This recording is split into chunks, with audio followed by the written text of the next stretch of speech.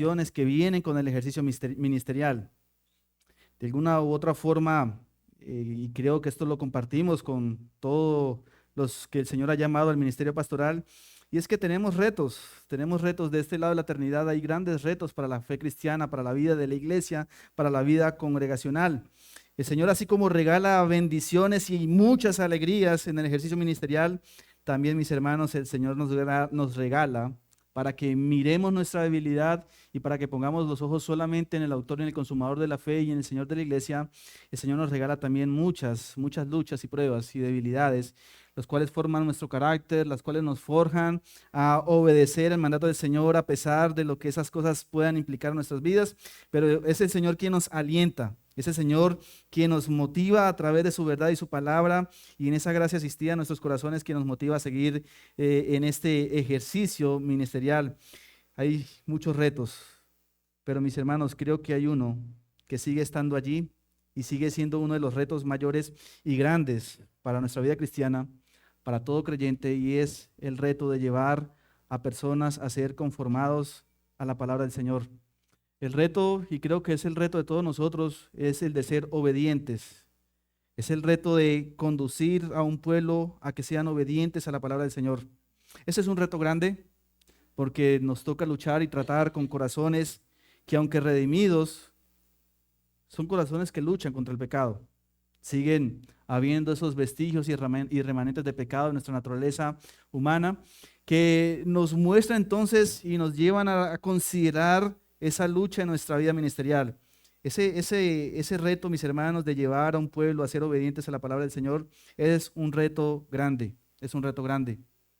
Pero nos toca luchar contra un defecto de nuestra naturaleza humana, pero también con un defecto de la iglesia cristiana de este lado, repito, de la eternidad. Y hay una debilidad en eso que se llama cristiano en el contexto más amplio. Esa expresión de cristianismo, no solamente en el contexto de la fe cristiana y reformada, sino viéndolo desde un contexto más amplio, nosotros vemos que una característica de la vida cristiana y de la fe cristiana de muchas personas que dicen pertenecer a una iglesia es la oposición a la palabra del Señor, de ser conformados como creyentes a esa verdad y de actuar y vivir como cristianos en el contexto de la iglesia que el Señor les ha plantado y los ha colocado. Muchos en el día de hoy, esto sucede en Neiva, no sé si aquí también suceda, y el pastor Carlos podría corroborar eso. Muchas personas afirman ser cristianas, afirman creer en Cristo, pero sus vidas no confirman esa verdad. El testimonio es incongruente con el hecho de decir creer en Cristo, pero sus manifestaciones negarlo. El marcado énfasis individual de nuestra sociedad, esa sociedad que nos rodea, esa cultura que vende y quiere promover la independencia en todas las esferas, ese mundo que nos vende una independencia desmarcada, desligada de cualquier autoridad y compromiso, creo que ha permeado mucho de lo que significa el cristianismo, y muchas de las vidas cristianas han querido conformarse más bien a un modelo o un molde de la sociedad, de la cultura, que les lleva a tomar una actitud independiente de la vida cristiana y en lo relacionado a la iglesia. Personas han hecho de su fe cristiana una expresión simplemente externa, manifestación nominal, pero lejos de un compromiso con cualquier iglesia local, lejos de una disposición para plantarse y para entregarse a un cuerpo local de creyentes mutuamente. Muchas personas, mis hermanos, denominadas creyentes, han creado en ellos, por todo lo que este mundo les vende y envuelve, una fobia repulsiva que se ve reflejado mayoritariamente en su apatía al compromiso con la iglesia.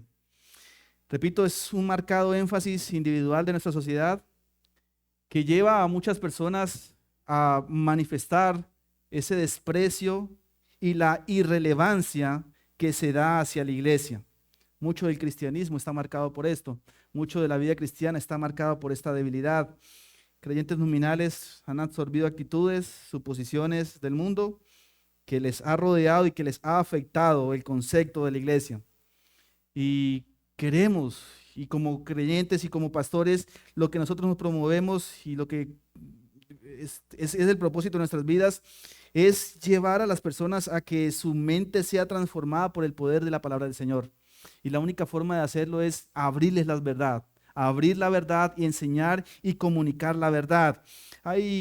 Hubo un movimiento en nuestra sociedad, sobre todo en Norteamérica por los años 60 y 70, que tenía y proclamaba esta arenga. Decía, Jesús sí, iglesia no. Jesús sí, iglesia no. Y fue un movimiento social, político, con tinte cristiano, que hizo que muchas iglesias vaciaran a sus feligreses.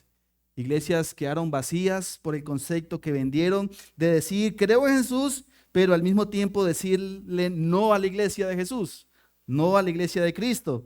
Pretendían estar unidos al Señor sin estar unidos al cuerpo, y eso trajo mucha afectación a la fe cristiana.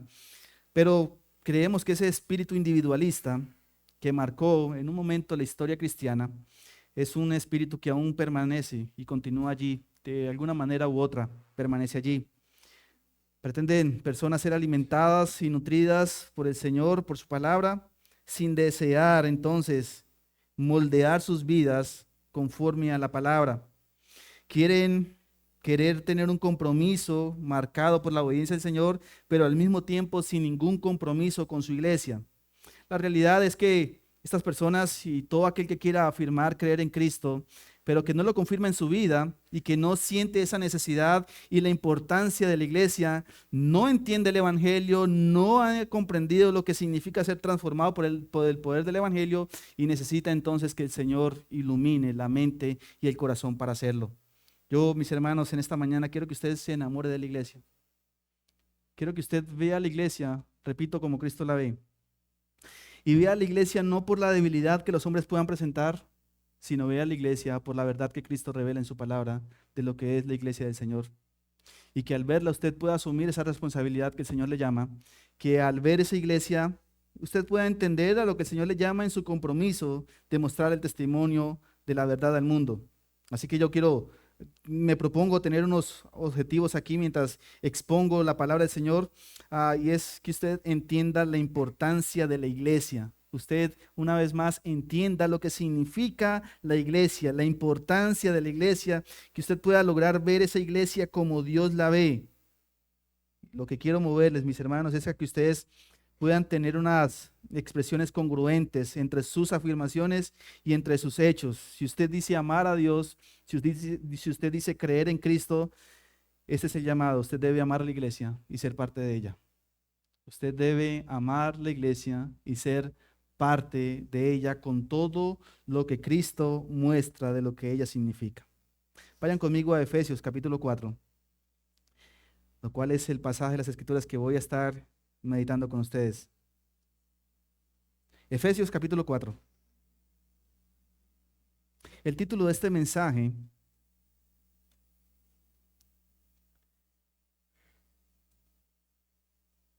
es miembros los unos de los otros. Y es un título que sale de la expresión del verso 25, Efesios capítulo 4, versículo 25.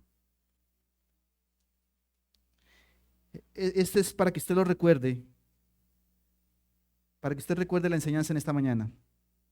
El apóstol Pablo en Efesios capítulo 4, versículo 25 dice, por lo cual desechando la mentira, hablad verdad cada uno con su prójimo, porque somos miembros los unos de los otros. Padre, Señor, con el especial agradecimiento ante ti por la oportunidad que me das de estar ante este cuerpo, Señor, local de creyentes. Señor, yo sé que tú has comprado tu iglesia y esta iglesia, Señor, es tuya. Y el compromiso, Señor, que tienes contigo mismo es el de edificar a tu pueblo, el de llevar, Señor, a tu pueblo a ser conformado a tu palabra. Porque para ese ejercicio, Señor, tú utilizas instrumentos humanos. Instrumentos, Señor, que convencidos de la autoridad, la suficiencia de las Escrituras, exponen, Señor, a tu pueblo tu palabra. Y aquí, Señor, un instrumento débil en tus manos. No soy yo, Señor, el que convence, eres tú por la palabra, por el poder de tu Espíritu Santo, que puede convencer los corazones de tu verdad. No soy yo, Señor, ni tengo la capacidad para convencer a los corazones de lo que significa la iglesia y la importancia de ella. Solamente, Señor, es tu gracia la que transforma los corazones y la que conduce, Señor, a una obediencia a cada oyente, a tu verdad. Por lo cual, Señor, yo te pido, yo te ruego, que los que escuchen tu palabra, Señor, sean convencidos, pero que, Señor, al comunicar tu palabra lo haga en fidelidad. Así que, Señor, que lo que hable, que lo diga conforme a tu palabra, que se ministre, Señor, que lo haga para tu gloria, en tu poder y en tu autoridad. Te lo ruego y te lo suplico. Háblanos, Señor. Habla a este pueblo. Y como, Señor, lo muestra en tu palabra, habla que tu pueblo escucha. Te lo rogamos. En el glorioso nombre de Jesucristo, nuestro Señor y Salvador, a quien damos la gloria de principio a fin. Amén y amén. Muchos han dicho que la carta que Pablo escribió a los Efesios es una carta con mucho significado de lo que es la iglesia.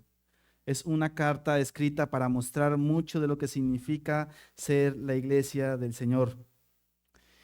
Pablo, cuando escribe la carta a los Efesios, creo tiene un interés y un propósito. Y es mostrar a los creyentes, es mostrar a la iglesia las invaluables riquezas de la gracia de Dios, la cual a través de Jesucristo se nos da a nuestras vidas. Esas bendiciones incalculables, invaluables, que el Señor ha dispuesto para que por medio de Jesucristo su iglesia sea en todo enriquecida. Pablo escribe grandes verdades acerca de la fe cristiana, acerca de la vida, pero sobre todo acerca de lo que significa el pueblo y la iglesia del Señor. Y creo que cuando uno lee esta carta con el sentido de la profundidad de lo que es la iglesia y la idea de que el Señor está describiendo a su pueblo y lo que ella es y cómo se manifiesta, creo, mis hermanos, entonces que nosotros debemos estar agradecidos por lo que la iglesia recibe a través de Cristo. Y no solamente estar agradecidos por lo que la iglesia recibe a través de Cristo, sino que debemos movernos a vivir una vida digna de acuerdo a esas bendiciones que Dios trae a nuestras vidas por medio de Jesucristo y en su sola gracia. Para vivir una vida digna del llamado del Señor, vivir una vida digna de Cristo, es vivir de acuerdo a la verdad que el Señor nos ha mostrado en su palabra. Vivir y recibir y disfrutar de las bendiciones de la gracia de Dios en Jesucristo y el poderlas disfrutar es hacerlo en la medida en que el Señor nos mueve y nos dice en cómo esas cosas deben ser disfrutadas, en cómo esas cosas deben ser recibidas. Ahora, mis hermanos, vivir esa vida digna, Dios la ha establecido en su palabra. Y vivir una vida digna de Cristo es vivirla en el contexto y es vivirla de acuerdo a lo que el Señor ha establecido para su iglesia. No existe otro lugar, no existe otra esfera en este mundo que nos mueva a nosotros como creyentes a disfrutar de todas las bendiciones de la gracia de Dios en Jesucristo, aparte de la iglesia. La iglesia es el foco central de la providencia divina. No existe otro lugar en la tierra aparte de la iglesia local en donde el creyente experimente y verdaderamente compruebe lo que significa vivir como cristiano y ser un cristiano, ser un creyente. Porque es en el contexto de la iglesia, es en el contexto del pueblo del Señor, es donde Dios ha propuesto que la vida cristiana se edifique, que la vida cristiana se desarrolle, que la vida cristiana se muestre de manera especial, de manera central y de manera profunda. Dios ha puesto a la iglesia como la recibidora de todo su pueblo. Y la iglesia local, el Señor la ha puesto allí para verificar, para corroborar nuestras afirmaciones de que somos o no cristianos. Es la iglesia a la que el Señor le ha dado la autoridad y la ha investido de todo su poder. Es la iglesia a la que el Señor la llama la casa del Dios viviente, columna y baluarte de la verdad. Solamente hay una institución en este mundo que tiene esa característica y esa connotación de decir es el lugar de la casa de Dios. Es el lugar como casa donde se reciben a todos los hijos del Señor. Y sin lugar a dudas, nosotros tenemos que reconocer la palabra en todos los aspectos de nuestra vida.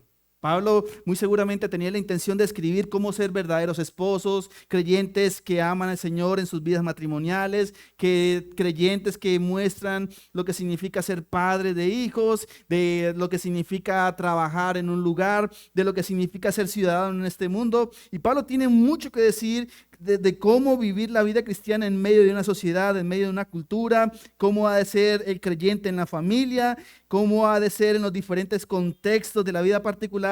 Pero aunque todo eso es verdad y aunque todo eso es cierto, creo que lo más importante que el apóstol Pablo tiene en mente al escribir esta carta es mostrar a los creyentes que hay un lugar que es prioritario y es primordial para el cristiano, y es la iglesia del Señor. Y es la iglesia de Cristo. Pablo va a demostrar en su carta, va a manifestar, mis hermanos, en este escrito, que el primer lugar donde una vida cristiana se manifiesta y en verdad donde el reflejar el cambio de vida se muestra de una manera más clara y más especial es en el contexto de la iglesia.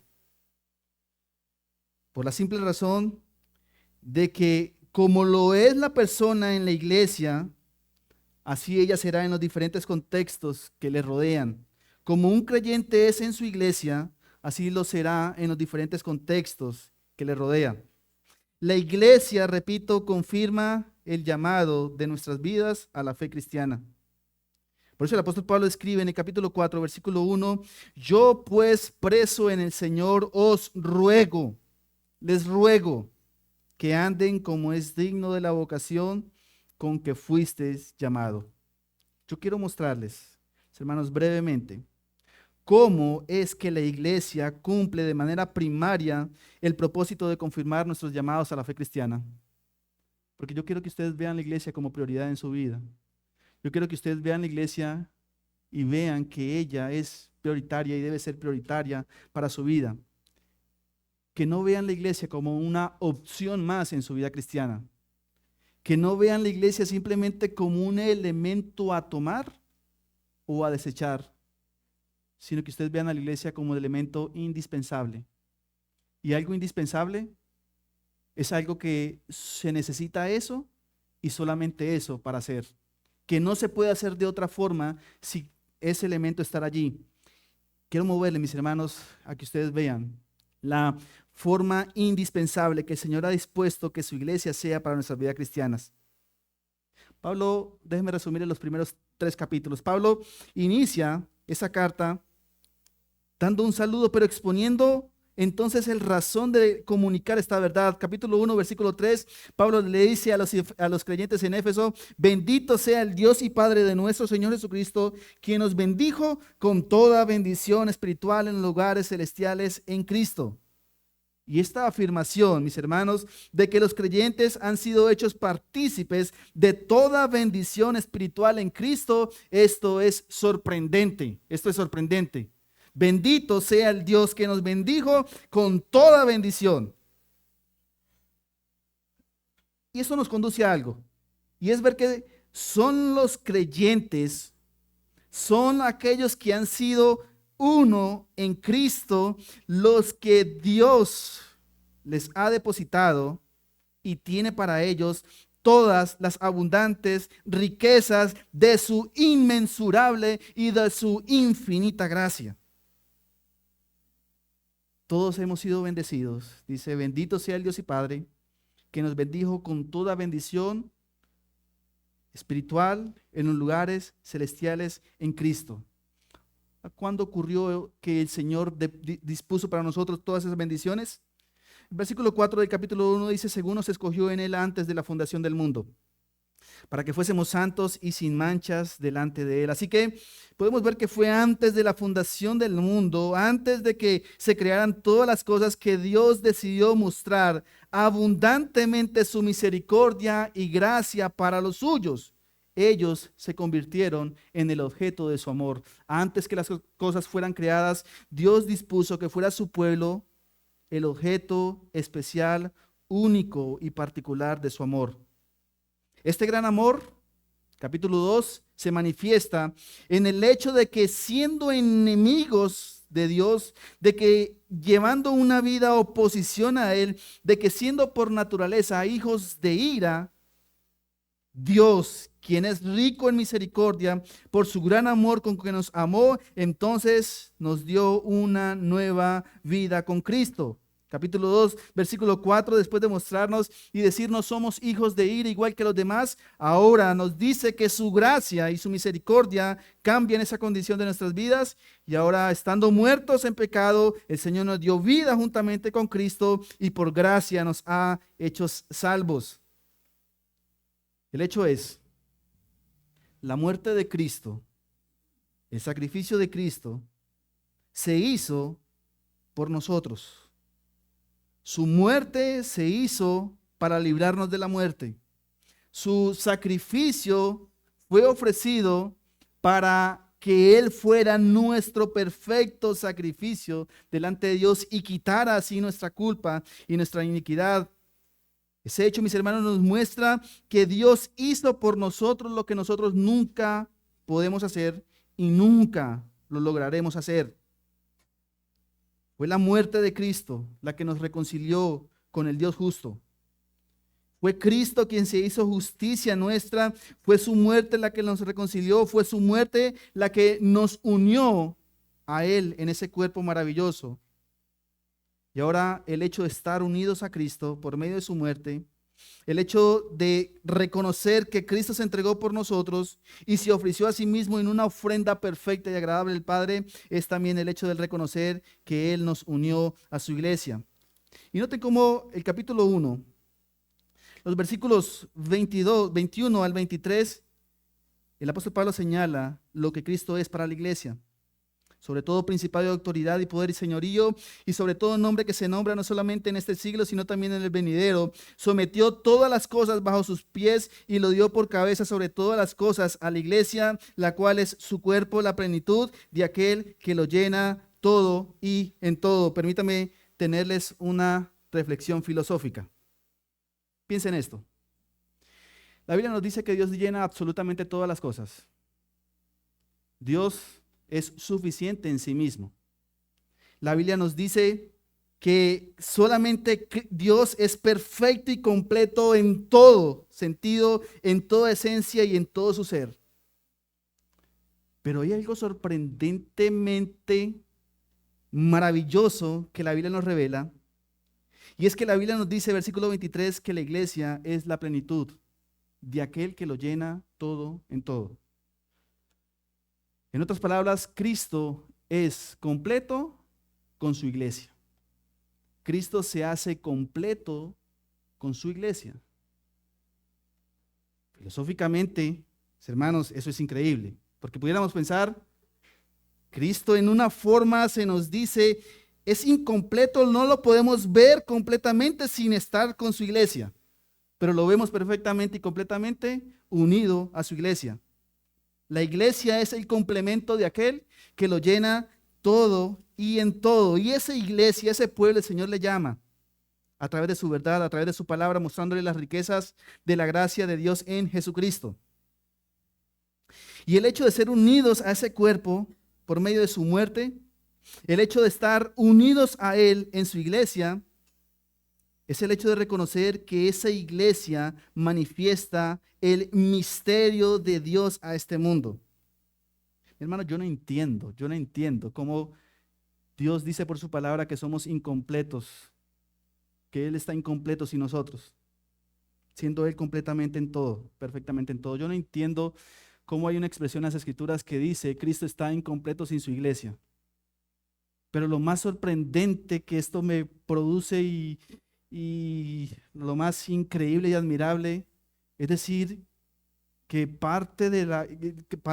que la iglesia completa a Cristo, y si soy parte de la iglesia, soy complemento de Cristo. ¿Cómo es esto? No tengo la menor idea, pero esto es grandioso, decir Cristo es incompleto sin su iglesia, pero su iglesia lo complementa. ¿Cómo yo puedo complementar a Cristo? Siendo el todo y en todo, siendo el suficiente en todo. Y la Biblia dice, es eso lo que la iglesia muestra, el misterio de Dios en Cristo. Y el hecho, mis hermanos, es que la iglesia ahora, capítulo 3, se le ha dado la tarea de reflejar esa grande obra del Señor, de mostrarle a este mundo la sabiduría de Dios. Noten lo que dice capítulo 3, versículo 8. Dice Pablo: a mí, que soy menos que el más pequeño de todos los santos, se me fue dada esta gracia de anunciar entre los gentiles el evangelio de las inescrutables riquezas de Cristo, y de declarar a todos cuál sea la dispensación del misterio escondido desde los siglos en Dios, que creó todas las cosas. Y escuchen versículo 10, capítulo 3. Para que la multiforme sabiduría de Dios sea ahora dada a conocer por medio de la iglesia a los principados, potestades en los lugares celestiales. Dios ha creado seres angelicales. Dios ha creado huestes celestiales. Pero ¿saben qué? Los huestes celestiales necesitan de la iglesia para conocer a ese ser que les creó. Porque el testimonio es que las huestes celestiales ven hacia este mundo y ven a un pueblo y pueden entender la multiforme sabiduría de Dios. ¿Cómo seres angelicales que están delante del Señor conocen a ese Dios que les creó cuando ven a este mundo y ven a la iglesia? Esto es increíble. Esto es increíble. El cielo conoce de Dios cuando ve a la iglesia de este lado de la eternidad. Dice el apóstol Pablo esto: la iglesia revela la multiforme sabiduría de Dios. Sea ahora dada a conocer por medio de las iglesias a los principados de la iglesia, a los principados y potestades en los lugares celestiales, conforme al propósito eterno que hizo en Cristo Jesús, Señor nuestro, en quien tenemos seguridad y acceso con confianza por medio de la fe en Él. Pablo dice, esto es maravilloso. La iglesia revela la sabiduría de Dios al cielo. Y las huestes celestiales entienden los propósitos del Señor cuando ven a la iglesia y miran su función, miran su obra. El testimonio de la iglesia, conformada por todos aquellos que han sido partícipes de las bendiciones eternas de Dios en Cristo, es ese testimonio, mis hermanos, que le lleva a la iglesia a dar toda la gloria a Él. Capítulo 3, versículo 20 al 21, y dice el apóstol Pablo: y aquel que es poderoso para hacer todas las cosas mucho más abundante de lo que pedimos o entendemos, según el poder que actúa en nosotros, a Él sea la gloria en la iglesia, en Cristo Jesús, por todas las edades, por los siglos de los siglos. Amén. Así sea. A Él sea la gloria en la iglesia. En resumen, mis hermanos, esos capítulos nos muestran la increíble, la abundante riqueza de la gracia de Dios en Cristo, la cual está disponible para su iglesia, la cual su iglesia muestra, la cual su iglesia revela, de la cual todos los creyentes son partícipes, de la cual todos los creyentes son bendecidos. Y ahora, mis hermanos, nosotros vemos la importancia de la iglesia para la vida cristiana, para el creyente, y entendemos entonces por qué el apóstol Pablo llama con un angustioso llamado a los creyentes que por lo menos estaban allí en Éfeso, después de mostrarles los primeros capítulos, y ahora él tiene un ruego, tiene una necesidad, y dice el capítulo 4, versículo 1, yo preso en el Señor, les ruego, yo les suplico, que anden conforme es digno de la vocación con que fuisten llamados. Yo ruego por todas esas verdades que han sido mostradas y señaladas, por todo aquello que se ha entendido acerca de Dios, por aquel que les ha llamado a ser partícipes con Él en su cuerpo, les ruego que anden como es digno de vuestra vocación con que fuiste llamado. Versículo 2, que anden con toda humildad y mansedumbre, soportándose con paciencia los unos a los otros en amor. Les ruego que anden en la iglesia conforme a la vocación con que fueron llamados, en toda humildad y mansedumbre, soportándose con paciencia los unos a los otros. Hermanos, la iglesia no es un plan o un programa inventado por los hombres. ustedes no vienen aquí a jugar a hacer iglesia. Ustedes no están jugando a hacer iglesia esta mañana. Ninguno, yo creo que ha pensado esta mañana levantarse y decir, voy en esta mañana a jugar a ser cristiano y me voy para la iglesia porque esa es la parte de la actividad cristiana. Jugar a ser cristiano, no. No, porque esto no es una invención humana. Esto no es un plan o un programa de los hombres. No, mis hermanos, la iglesia es en realidad la idea de Dios. La iglesia local es el amoroso plan de Dios para mí y para todo seguidor de Cristo. Y no se trata de que mis padres me llevaron a la iglesia, de que ellos me inculcaron la fe y que como costumbre yo tengo ese hábito de ir los domingos a la iglesia y participar de unos actos litúrgicos de adoración, porque eso era lo que me acostumbré. No, mis hermanos, no se trata de nosotros, no se trata de qué yo puedo tener y obtener en ese momento, sino que se trata de dar la gloria al Señor en todo lo que yo hago. Cuando me uno a un pueblo, cuando me uno a una iglesia, porque Cristo la ha puesto como la autoridad sobre nosotros a través de su palabra, en su verdad, y Cristo ha establecido de que su iglesia no sea una opción para la vida cristiana. El llamado de Dios de vivir para su gloria, el llamado de Dios a mostrar el testimonio del evangelio a este mundo en su iglesia, el llamado de Dios para que la iglesia revele su multiforme sabiduría a las huestes celestiales, mis hermanos, es el llamado de Dios a vivir unos con otros, a ser miembros unos de los otros. El llamado, mis hermanos, es a vivir no una vida individual, no una vida independiente, sino una vida de un compromiso apasionado con su iglesia local, con esa iglesia específica en la cual el Señor nos ha plantado. ¿Por qué? ¿Por qué es tan importante unirme a un cuerpo local de creyentes? Bueno, ya les dije, la iglesia es el cuerpo de Cristo, revela la sabiduría de Dios, ella es la que muestra la gloria de Dios a este mundo, pero hay unos beneficios que yo recibo al unirme a ese cuerpo. Recuerden, Cristo, el Dios el Padre nos bendijo en Cristo con toda bendición espiritual, pero ¿cómo nos bendice entonces? ¿Cómo es en verdad que yo entiendo la forma en cómo Dios bendice nuestras vidas? ¿Cómo es que la iglesia local me sirve a mí como una bendición? ¿Cómo es que la iglesia local es la clave para mi crecimiento, para mi salud espiritual? ¿Cómo es que la vida cristiana en el contexto de la iglesia es esencial para dar testimonio de la fe? ¿Cómo es que la vida local, ese cuerpo local de creyentes, me sirve a mí para la vida cristiana? Bueno, mis hermanos, nosotros encontramos en esta porción de las Escrituras por lo menos unas evidencias que muestran la necesaria obra de Dios en Cristo, pero cómo esa obra de Dios en Cristo se revela en nuestras vidas y cómo eso se muestra a través de la iglesia. ¿Qué encontramos en la iglesia?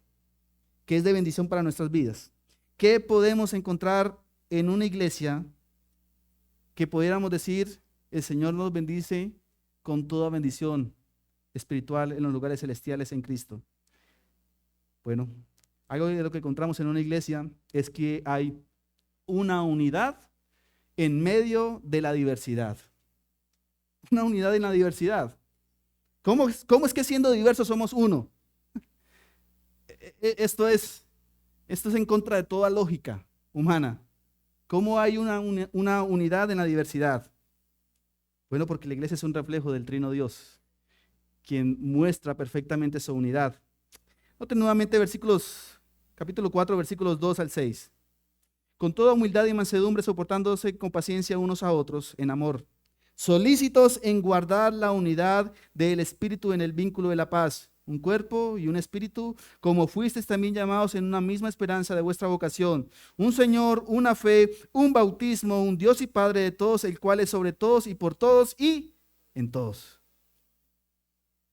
La iglesia es una unidad de personas diversas, personas que han sido unidas a Cristo como su Señor y Salvador, pero quienes voluntariamente deciden unirse juntos para adorar y servir al único Dios verdadero y en la misma medida servirse unos a otros. Es un lugar, dice las Escrituras, donde se debe mostrar perfectamente la unidad divina. Eso implica algo. Hermano, eso implica algo. Implica que la iglesia no es un lugar de consumo. Implica que la iglesia no es un lugar donde yo simplemente vengo para obtener beneficios. Que esto es un lugar, que esto no es un lugar simplemente para sacar provecho de algo. No, es un lugar que de manera principal me muestra lo que significa seguir a Dios, amarle a Él, creer en Él, y es un lugar en donde me uno a otros para adorar al único Dios y para amarlos, para mostrarles mi amor a ellos, para mostrar mi amor a Dios a través de mi amor a ellos. Y es allí, mis hermanos, en la iglesia, en donde yo aprendo verdaderamente a amar a mi prójimo, es donde yo comprendo a las personas a pesar de sus diferencias y en donde me esfuerzo a amarlas. Y es allí, mis hermanos, en donde la unidad se ve en una diversidad. Es en el amor, en donde las personas que hacen parte de la iglesia confirman su llamado y su seguridad de salvación. Esa seguridad de salvación que incluye una vida cambiada, una vida transformada, es una vida que se muestra cuando están en comunión no solamente con Cristo, sino en comunión unos con otros, que cuando se manifiestan solícitos en guardar la unidad, solícitos en guardar el vínculo de la paz, solícitos en mostrarse y servirse mutuamente uno al otro. Hermano, usted necesita la iglesia para amar a otros como cristianos. Usted necesita de la iglesia para amar a otros creyentes. El apóstol Juan lo revela de una manera más clara en la primera carta, primera de Juan. El apóstol Juan dice allí, si usted no ama al hermano, quien dice verlo y que está allí sentado a su lado, ¿cómo podría decir que ama al Dios que nunca ha visto? Pero en esto se muestra verdaderamente el amor, cuando nos amamos unos a otros. Hermano, usted necesita de la iglesia. ¿Saben para qué necesita la iglesia? Para amar a otros cristianos. Porque usted necesita mostrar el testimonio del amor cuando ama a otros cristianos. Y es en el contexto de la iglesia que usted ama a otros hermanos. El amor genuino por los demás se evidencia, mis hermanos, da una evidencia de la verdadera salvación que el Señor ha operado en nuestras vidas. ¿Quiere saber que su nueva vida es real? ¿Quiere usted saber y comprobar en su vida que su naturaleza ahora redimida y cambiada es una realidad? Dice un pastor, ¿quiere saberlo cómo se muestra eso? Comprométase con un grupo local de pecadores salvos. Intente amarlos de manera abnegada. No lo haga solo durante 3 semanas ni durante 6 meses, hágalo durante años. Y creo que descubrirá, y otros también lo harán, si amas a Dios o no. La verdad se mostrará a sí misma. Hermano, usted necesita de la iglesia cristiana para mostrar el verdadero amor. Usted no necesita mostrar su verdadero amor cuando va a las calles marginadas, a las comunas marginadas de la ciudad y lleva alimentos, lleva comida, lleva vestido, asiste a la persona que está en calle. No, mis hermanos, el verdadero amor se manifiesta cuando usted se sienta al lado de otro pecador, domingo a domingo, momento tras momento, y ejercita su amor, amarlo. ¿Y saben qué es el amor? Bueno, usted tiene una descripción de 1 Corintios capítulo 13. El amor es sufrido, el amor es benigno, el amor no es jactancioso, el amor no se envanece, el amor no hace nada indebido, no busca lo suyo, no se irrita, todo lo soporta, todo lo espera, todo lo cree. El amor nunca deja de ser. Y eso, mis hermanos, se experimenta solamente en el contexto de la iglesia. Cuando amo a personas que para mi naturaleza humana son difíciles de amar, pero que el Señor me manda a mostrarles y a manifestarles su amor. Hermano, la iglesia local es el lugar donde nuestra vida en Cristo se vive y se aprueba. Donde la iglesia, es el lugar donde nuestra vida en Cristo, mis hermanos, no solamente se vive y se aprueba, sino que se pone a prueba. Verdaderamente si amamos a Dios o no. Así que unirse a la iglesia es indispensable para todo creyente. Unirse a una iglesia, mis hermanos, no salva. No. Solamente la justicia de Dios en Cristo es la que hace salvo a un pecador. Pero si Cristo es en realidad la justicia de una persona, si en verdad esa justicia ha transformado nuestras vidas, entonces se mostrará cuando una persona ama a aquellos que Dios también ha amado y los ha unido a su iglesia. La meta de la iglesia es la unidad. Es la unidad. Para que todos, dice el apóstol Pablo, lleguemos a una unidad en el vínculo de la paz. Así que la iglesia es una expresión de una unidad en medio de la diversidad, pero hay otro más. Esa diversidad que existe en la iglesia, esa diversidad que hay en la iglesia, es una diversidad con un propósito y es una diversidad para ser edificados, una diversidad para edificación. ¿Qué beneficios tengo de una iglesia? Que en esa unidad de amor, en esa diversidad que existe allí, el Señor la ha puesto para que seamos edificados unos a otros. Versículo 7, dice el apóstol Pablo, pero a cada uno de nosotros se nos fue dada la gracia conforme a la medida del don de Cristo. Por lo cual dice, subiendo a lo alto, llevó cautiva la cautividad y dio dones a los hombres. Y eso de que subió, ¿qué es? Sino que también había descendido primero a las partes más bajas de la tierra. El que descendió es el mismo que también subió por encima de todos los cielos para llenarlo todo. Y él mismo constituyó a unos apóstoles, a otros profetas, a otros evangelistas, a otros pastores y maestros, a fin de perfeccionar a los santos para la obra del ministerio, para la edificación del cuerpo de Cristo. Mis hermanos, la iglesia es el único lugar donde la diversidad de las personas y la diversidad de capacidades se ponen al servicio primeramente del Señor, pero también para propósitos y fines eternos de edificar ese pueblo del Señor. Es la iglesia, mis hermanos, a la que Dios le ha dado dones y la ha dotado de las capacidades únicas y necesarias para que esa iglesia pueda ser edificada en la verdad, pueda promoverse en esa unidad, pueda avanzar en medio de la lucha y la tragedia de este mundo. Se nos dice, a cada uno de nosotros se nos fue dada la gracia del don de Cristo. Y esto para servir a los demás, para poner nuestras vidas al servicio de otros. Estas capacidades que el Señor ha dado es para ayudarle a otros, es para servir a otros.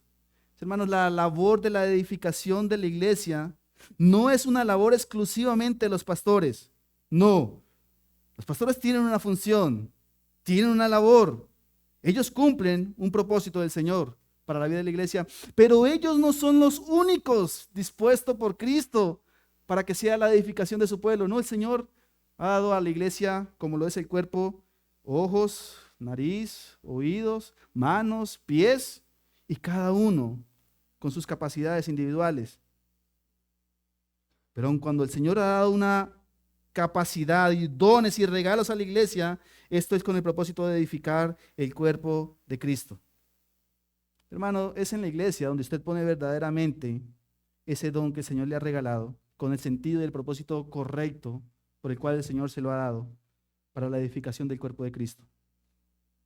Cualquier esfuerzo, cualquier interés que usted tenga en esta vida, que no esté centrado en el reino de Dios y en la iglesia de Cristo, en avanzar el pueblo de Cristo, en avanzar el reino de Dios en este mundo, cualquier esfuerzo que usted haga en este mundo sin ese propósito será un esfuerzo inútil y vano. Será un esfuerzo inútil y vano. Hermano, ¿en dónde? ¿En dónde? ¿En dónde usted puede poner el servicio que el Señor le ha dado, las capacidades que usted ha obtenido? ¿En dónde usted puede poner en servicio ese don recibido de parte de Dios para propósitos eternos? Sino en la iglesia. ¿En dónde podría colocarlo sino en la iglesia? Que cumplen esos propósitos redentivos por el cual el Señor le ha regalado ese don. En esta mañana teníamos la idea de celebrar la oficialización del diácono de la iglesia local y mostrarlos como el regalo del Señor para la iglesia. Hermano, ¿en dónde Él podría servir a la iglesia de Cristo a través de ese ejercicio, sino a este cuerpo local de creyentes? ¿En dónde más lo ha colocado el Señor para su servicio, sino en su iglesia? Hermano, déjeme decirles esto. Usted puede ser el mejor maestro. Usted puede tener la mejor oratoria para enseñar en una universidad, en una escuela, en un instituto. Usted puede tener unas capacidades increíbles de administrar, usted puede tener las habilidades increíbles para los negocios, usted puede ser el mejor diseñador, usted puede ser el mejor constructor de los mejores edificios, usted puede ser el mejor y muy bueno en lo que sea, pero si su vida no es puesta al servicio del Señor y de su reino, en la edificación del cuerpo de Cristo, en la iglesia, es y serás un bueno para nada. Porque lo único que tiene propósitos eternos es lo que el Señor ha dado en su palabra. Y es la iglesia la que tiene esos propósitos eternos y redentivos para todos los hombres. Mis hermanos, y es solamente al unirse a una iglesia local donde usted puede poner esos dones que el Señor le ha dado y en donde usted puede ser y puede evitar ser una persona que no sirve para nada. Solamente en el contexto de la iglesia puede evitar ser un bueno para nada. Cristo dice, subiendo a lo alto, llevó cautiva la cautividad, llevó una multitud de cautivos y liberó unas huestes útiles para su reino, para su iglesia, para la edificación de su cuerpo. Y es en esa iglesia, en la unidad, en la diversidad, en esa diversidad para edificación, donde encontramos los beneficios de la iglesia, encontramos, mis hermanos, que esa edificación propuesta allí es para un crecimiento y para una conformación. Noten el versículo 13 al 16. ¿Para qué? ¿Para qué el Señor le ha regalado dones a su iglesia? Para que todos lleguemos a la unidad de la fe y del conocimiento del Hijo de Dios, a un varón perfecto, a la medida de la estatura de la plenitud de Cristo, para que ya no seamos niños fluctuantes llevados por doquiera de todo viento de doctrina, por estratagemas de hombres que para engañar emplean con astucia las artimañas del error, sino que siguiendo la verdad en amor, crezcamos en todo en aquel que es la cabeza, esto es Cristo, de quien todo el cuerpo bien concertado y unido entre sí por todas las coyunturas, se ayudan mutuamente según la actividad propia de cada miembro y recibe su crecimiento para ir edificándose en amor. Hermanos, somos edificados para crecer y somos edificados para conformarnos a esa verdad que el Señor nos ha mostrado en su palabra. Y es en la iglesia, mis hermanos, y es en el servicio a la iglesia, es en el servicio en la edificación los unos a los otros, donde obtenemos verdaderamente el crecimiento necesario para nuestra vida espiritual, La iglesia es el mejor contexto para crecer espiritualmente. Hermano, y hay algo que sucede en nuestra generación. Nosotros tenemos una generación y tenemos que vivir en esta generación donde la tecnología lo ha facilitado todo. Donde la tecnología usted la tiene, le ha dispuesto a usted todo lo necesario al alcance de un clic, de un botón. Yo sé que ustedes en la tecnología, las redes sociales, en YouTube, usted encuentra a los mejores predicadores que pudieran haber en este momento sobre la tierra. Los mejores predicadores, los grandes maestros de la fe, usted lo tiene allí a un alcance en su celular, en su mano. Los mejores músicos, los mejores cantantes, los mejores compositores, usted los tiene allí y los puede escuchar esas melodías gloriosas y grandiosas. Pero mis hermanos, en ninguna otra parte usted podría recibir el crecimiento que es necesario para su vida espiritual como lo es en el contexto de la iglesia. En la enseñanza humilde de su pastor. En el ejercicio, en el consejo humilde de aquellos que el Señor ha colocado para la enseñanza de este cuerpo local de creyentes. Su pastor no podría ser el más reconocido a nivel mundial. Podría ser el más desconocido. Pero si ese es el que el Señor le ha colocado, hermano, ese don, ese servicio es para la edificación de este cuerpo local de creyentes. Y ese es el ejercicio máximo y necesario para el crecimiento de toda vida espiritual.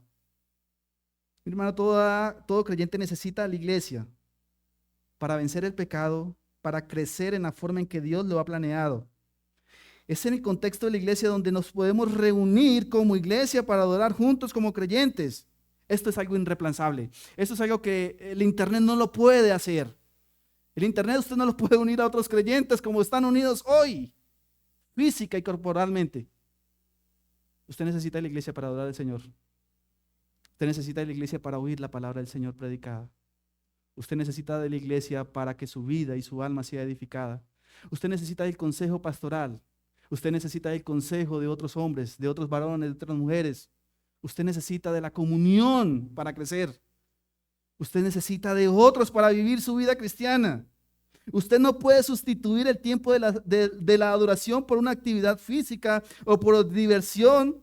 Usted no puede sustituir el tiempo de escuchar la palabra de Dios predicada por irse a una televisión. No, yo sé, existen muy buenos maestros, pero ninguno de ellos podría reemplazar al humilde servidor que está aquí parado o que se para en este púlpito y les enseña a ustedes la palabra, les enseña a ustedes la verdad.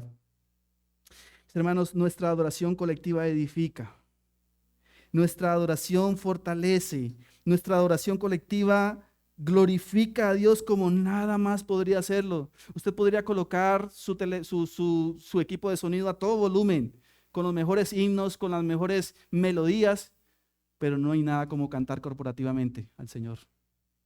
No hay nada como unirnos en una sola voz y cantar al Señor, como leer la palabra juntos, como el amarnos mutuamente.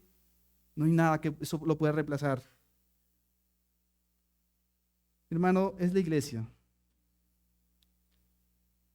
la que Dios ha puesto para protección y preservación de los tesoros de nuestra fe. Es en la iglesia, mis hermanos, solamente donde usted puede participar de los elementos de las ordenanzas que Cristo ha instituido para celebrar dentro de su iglesia. Es en la iglesia solamente que usted puede participar de la cena del Señor.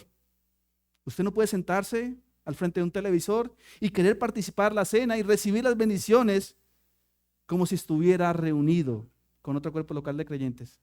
No, eso no sucede en otra parte, sino solamente en la iglesia. Esa conformación, mis hermanos, es para manifestar. Así que los que somos unidos a la iglesia y los que están unidos al pueblo del Señor, al cuerpo de Cristo, deben manifestar lo que son en realidad.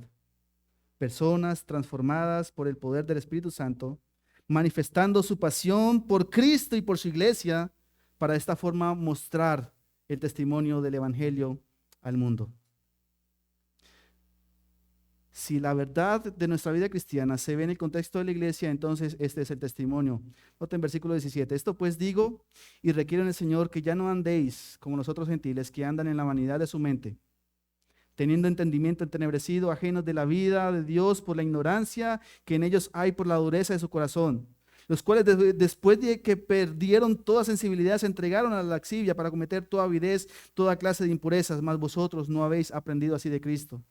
Si en verdad le habéis oído y habéis sido por él enseñados conforme a la verdad que está en Jesús, en cuanto a la pasada manera de vivir, despójense del viejo hombre que está viciado conforme a los deseos engañosos y renuévense en el espíritu de vuestra mente, vístanse del nuevo hombre creado según Dios en la justicia y santidad de la verdad, por lo cual desechando la mentira, hablar la verdad cada uno con su prójimo, porque somos miembros los unos de los otros. ¿Cómo se muestra esto? Sencillo, airaos, pero no pequéis. No se ponga el sol sobre nuestro enojo. No deis lugar al diablo. El que hurtaba, no hurte más, sino más bien trabaje, haciendo con sus manos lo que es bueno para que tenga con qué compartir con el que padece necesidad.